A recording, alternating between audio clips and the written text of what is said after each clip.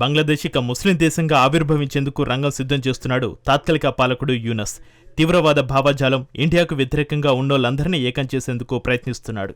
దాంట్లో భాగంగా జమాతే ఇస్లామీ బంగ్లాదేశ్, దాని విద్యార్థి విభాగం ఛత్రా సిద్పూర్ రాజకీయ హోదాను తిరిగి పొందాయి. పార్టీ రిజిస్ట్రేషన్ను సుప్రీంకోర్టు పునరుద్ధరించడంతో తిరిగి ఎన్నికలలో పోటీ చేయడానికి మార్గం సుగమమైంది.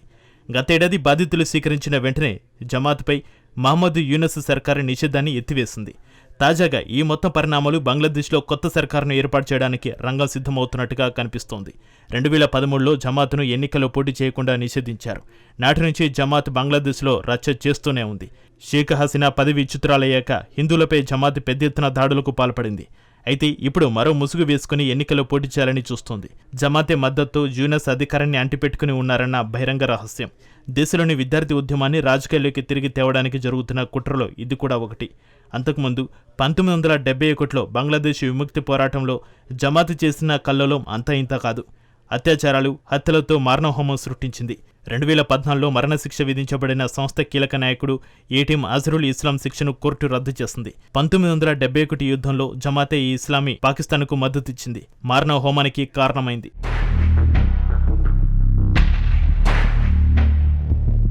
పాకిస్తాన్ పాలకుల ఆదేశాలతో సైన్యం బంగ్లాదేశ్ పౌరులపై సామూహిక అత్యాచారం, హత్యలతో దాడులకు పాల్పడింది. అయితే మాజీ ప్రధానమంత్రి షేక్ హసీనా ఉగ్రవాద కార్యకలాపాలతో పాల్గొన్నందుకు జమాతే ఇస్లామీపై కఠిన చర్యలు తీసుకున్నారు. కానీ జమాతే తిరిగి బంగ్లాదేశ్ రాజకీయ రంగంలోకి ప్రవేశించడంతో పొరుగు ప్రాంతాలకు, ముఖ్యంగా బంగ్లాదేశ్తో పొడవైన సరిహద్దును పంచుకునే భారతదేశానికి తీవ్రమైన చిక్కులు ఉన్నాయి. బంగ్లాదేశ్లో తిరిగి అస్తిత్వాన్ని సంపాదించుకోవాలని పాకిస్తాన్ ప్రయత్నిస్తుండగా జమాత్కు రీబెర్త్కు మార్గం సుగమం అవుతుంది. జమాతే ఇస్లామీ పాకిస్తాన్ అనుకూల వైఖరి, పాకిస్తాన్తో బలమైన సంబంధాలను ఏర్పరచుకోవాలనే మహమ్మద్ యూనస్ వాదనను సమర్థిస్తోంది. వాస్తవానికి యూనస్ గత ఏడాది అధికారంలోకి రావడం వెనుక జమాత్ మద్దతుందన్న భావన ఉంది. విద్యార్థుల తిరుగుబాటు వెనుక జమాత్ మద్దతుదారులున్నారు. ప్రస్తుతం కొంతకాలం అధికారంలో కొనసాగాలని భావిస్తున్న యూనస్కు ఇప్పుడు జమాత్ మద్దతిచ్చే అవకాశం ఉంది. జమాత్ అధికారంలోకి వస్తే బంగ్లా పొరుగునున్న మనకు తిప్పలు తప్పవు.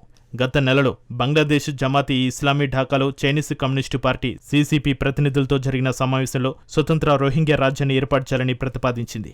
ఈ ప్రతినిధి బృందానికి చైనా కమ్యూనిస్టు పార్టీ CPC కేంద్ర కమిటీ అంతర్జాతీయ విభాగం కింద ఆగ్నేయ, దక్షిణాసియా వ్యవహారాల బ్యూరో డైరెక్టర్ జనరల్ పెంగ్ జియూబిన్ నాయకత్వం వహించాడు. బంగ్లాదేశ్లోకి రోహింగ్యాలు పెద్ద ఎత్తున తరలివచ్చిన నేపథ్యంలో ఈ భేటీ జరిగింది.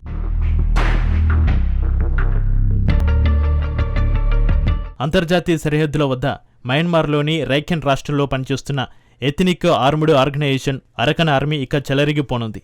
జమాత్ ఇతర దేశాలను ఒప్పించడంలో, ఏకాభిప్రాయాన్ని సాధించడంలో విజయవంతమైతే అది ఈ ప్రాంతంలో భారతదేశానికి భౌగోళికంగా, రాజకీయంగా సమస్యలు కలిగిస్తుంది. Sittwe port, Kaladan multi modal transport project KMTTPలో భారతదేశం పెట్టుబడులు పెట్టింది. ఇది మయన్మార్లో భారతదేశం ప్రధాన కనెక్టింగ్ పాయింట్. ఆగ్నేయ ఆసియాతో రోడ్డు, సముద్ర సంబంధాలు వీటితో బలపడ్డాయి. ఈశాన్య రాష్ట్రాలకు రవాణాకు ఉపయోగపడతాయి. ఈ ప్రాజెక్టు మయన్మార్లోని సిట్వే పోర్టును భారత్ మయన్మార్ సరిహద్దుకు 225 కిలోమీటర్ల జలమార్గం ద్వారా పలెట్వాకు కలుపుతోంది. అక్కడ ఇన్లాండ్ వాటర్ ట్రాన్స్పోర్ట్ ద్వారా, రోడ్డు మార్గం ద్వారా దక్షిణ మిజోరంలోని జోరిన్పుయిలోని సరిహద్దుకు సరుకు రవాణా చేస్తున్నారు. జమాత్ దక్షిణాసియా దేశంలోని వలసలందరినీ కలిపేందుకు ఒక నెట్వర్క్ను ఏర్పాటు చేస్తుంది. బంగ్లాదేశ్ను గబ్బు పట్టించాలన్న ఉద్దేశం ఉంది.